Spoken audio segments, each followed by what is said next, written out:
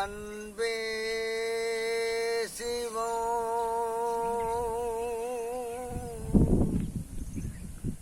பாடல் 415. வளர்ந்தெழுந்த கொங்கை தன்னை மாயமாம் என்றெண்ணினீர், வளங்கொள் சீவராம் உடம்பை உண்மையாக தேர்வீர்கள்.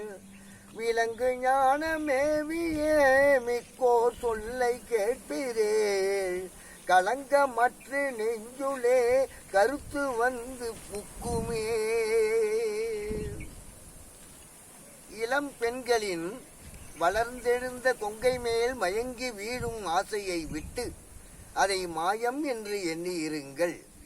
அதை போன்ற கொள்கையாயிருந்து எல்லா வளங்களும் கொண்ட உயிர் உறையும் சூட்சம உடம்பை உணர்ந்து அதுவே உண்மை என்று அறிந்து யோக ஞான சாதகங்களை பயின்று பாடுபடுங்கள். ஞானம் விளங்கும் பெரியோர்களின் ஞான உபதேசங்களை கேட்டு நடந்து கொள்ளுங்கள்.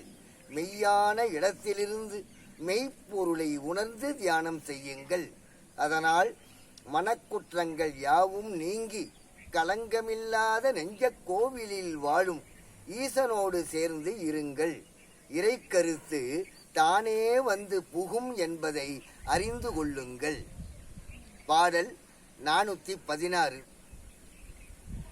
நாலு வேதம் ஓதுகின்ற ஞானம் ஒன்றறிவீரோ, நாலு சாமமாகியே நவின்ற ஞான போதமாய், ஆழமுண்ட கண்டனோ அயனும் அந்த மாலுமாய், சால உன்னி நெஞ்சுளே தரித்ததே சிவாயமே. 4 வேதங்களும் சொல்கின்ற ஞானப்பொருள் ஒன்று உங்களிடமே உள்ளது என்பதை அறிவீர்களா? 4 சமயங்களிலும் குருநாதன் சொல்லித்தந்த வண்ணம் யோக ஞான சாதகங்களை செய்து தியானத்தில் இருந்து அந்த ஞான போதப் பொருளை உணருங்கள். ஆழகால விஷத்தை உண்ட நீலகண்டனும் பிரம்மனும் விஷ்ணுவும் மூவரும் அமர்ந்திருந்த நெஞ்சமாகிய உள்ள கோவிலின் உள்ளே ஒன்றாகிய சிவமாய் அமைந்திருப்பதை அறிந்து அதையே எப்போதும் எண்ணி தவம் புரிந்து சிவய நம என்று இருந்திடுங்கள். பாடல் 417. சுத்தமென்று சொல்வதோ சுருதி முடிவில் வைத்திடீர், அத்தனித்தமாடியே அமர்ந்திருந்ததெவ்விடம், பக்தி முற்றி அன்பர்கள் பரத்தில் ஒன்று பாழது, பித்தரே இதை கருதி பேசலாதெங்கனே.